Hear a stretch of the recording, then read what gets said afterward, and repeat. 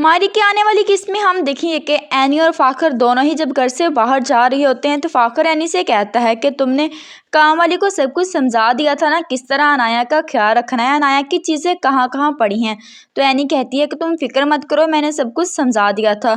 तो फाखर कहता है कि यार कुछ भी गड़बड़ हुई तो इन लोगों ने निकाल बाहर करना है, वो पहले ही इसके पीछे पड़े हुए हैं, मैं नहीं चाहता कि कोई गड़बड़ हो। यही हुआ जिस बात का फाखर को डर था। रहीला को निगरानी रखने पर इतराज़ था। अनाया काफ़ी देर जब उठी नहीं तो समीना आयशा से कहती कि जाओ अनाया को उठाकर ले आओ, काफ़ी देर होगी अभी तक उठी क्यों नहीं, वरना रोज़ तो इस वक्त उठ जाती है।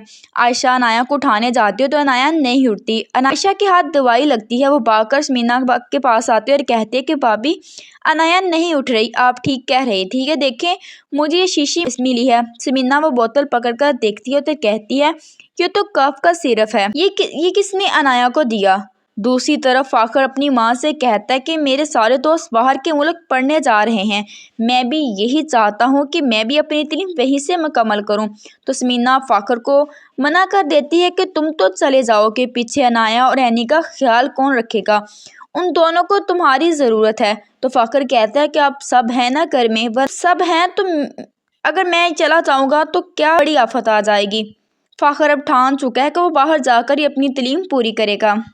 उधर हिला पुलिस वाले से अपना काम निकलवाने की खातिर उसे लालच देती है कि मैं तुम्हारी शादी करवा दूंगी। तो वो भी कहता है कि ठीक है, लड़की कम उम्र होनी चाहिए और साथ में बड़ा सा कैश हो जाए।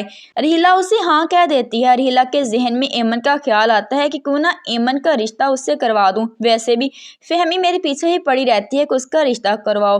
वो फहमी को कहती है कि अच्छा रिश्ता अगर तुम कहो तो बात चलाऊं। फहमी बिन देखे ही हाँ कह देती है। साइका फहमी को बहुत समझाती है कि रहीला पर इतबार मत करो, क्या पता वो किसके हाथों तुम्हारी बेटी सौंप दे।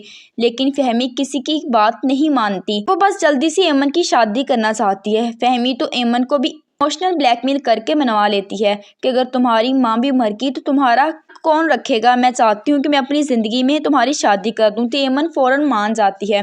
रहीला फहमी से कहती है कि तुम ज़हीर की बहन हो, जो तुम्हारा हिस्सा इस घर में बनता है तुम समीना भाभी से लेकर वो शादी पर खर्च कर दो, मेरी मानो तो देर मत लगाओ। तो फहमी अब एमन का रिश्ता रहीला के कहने पर पक्का कर देगी। फहमी के साथ भी कोई ट्रेजेडी होगी तो उसे समझ आएगी कि जो कुछ समीना और एनी कह रहे थे वो सब सच था, और तभी रहीला की सच्चाई सब पर सामने आएगी। तो ये थी वीडियो अच्छी लगी हो तो वीडियो को लाइक और चैनल को सब्सक्राइब लाजमी कर दीजिएगा और साथ ही बेल के नोटिफिकेशन ऑन कर लीजिएगा ताकि मेरी हर नई आने वाली वीडियो आप तक बआसानी पहुंच